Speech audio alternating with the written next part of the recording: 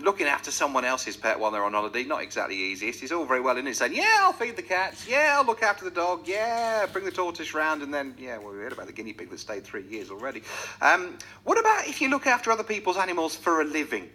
That's a thing. There's 2 people who do that right in front of me. Nicola Fairbrass and Joan Preston. Good morning, both. Good morning. Morning. You work for Barking Mad. Yes.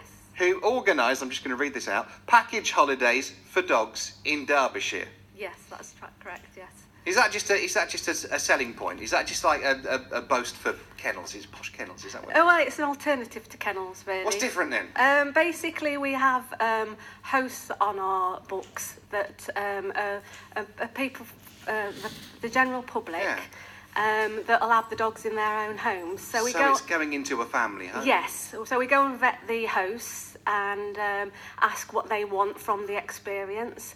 And then basically go out and see the dog and find out all their behavioural quirks and exercise routines. And then it's a case of, a bit like a dating agency, matching the host with the correct someone dog. says, yeah, I love dogs, I've got 3 Chihuahuas, and you send a Great Dane round. It's not going to work out, is it? No, and some of our dogs sleep on the beds and things like that as well, so we've got to have a host that'll take that. Joan, have you had any sort of really weird requests from people? Not really weird requests, but we had one potential customer who phoned up and wanted 5 dogs housing in one person's home, and that was a bit of a... Did you do it? Did you find someone? No, we didn't. No, we didn't. That was a bit of a difficult ask, to say the least. But normally we find somebody suitable for your dog or dogs. Up to 3 dogs.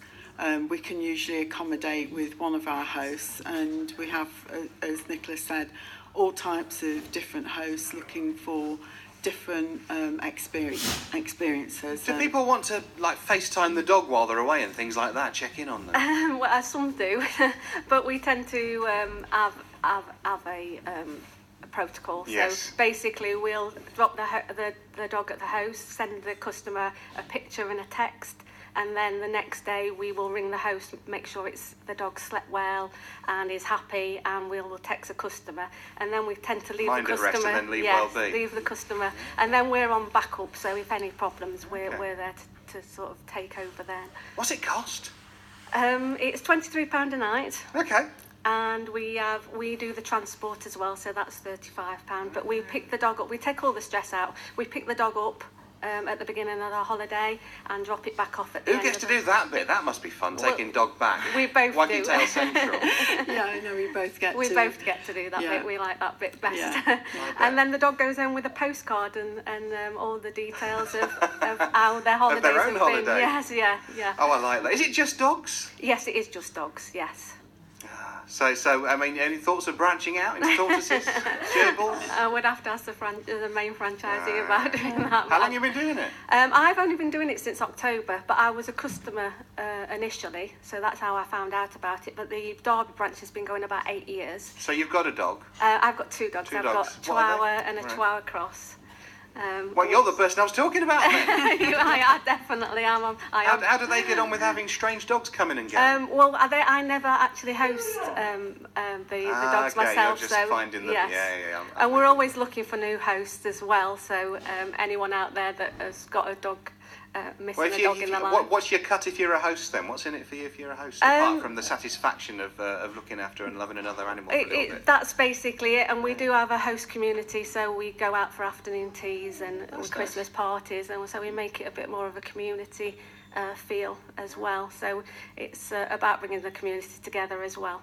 Lovely to meet you both. Were you going to say something there, Joan? Yeah, it's people who are missing a dog in their life, but they don't want the commitment of a full-time dog. It suits them perfectly. So if you retired and maybe you go on holiday quite a lot, so you don't really want to take on a dog of your own, or people like school teachers, you'd be perfect, who work full-time, and but they do have long holidays and things, so they'd like a dog in the summer or when they're on holiday. It's a perfect match, really, as long as they've got the dog experience and secure garden and things like that we go and look for, obviously. It's really interesting. It's dead official. Like you say, it's a franchise thing. They've got uniforms and everything. Barking Mad is called if it's whet your appetite. Maybe it's a solution to your plans for the summer. Lovely to meet you both. Thank you very much. Thank you. Nicola Fairbrass and Joan Preston from Barking Mad, and it's 8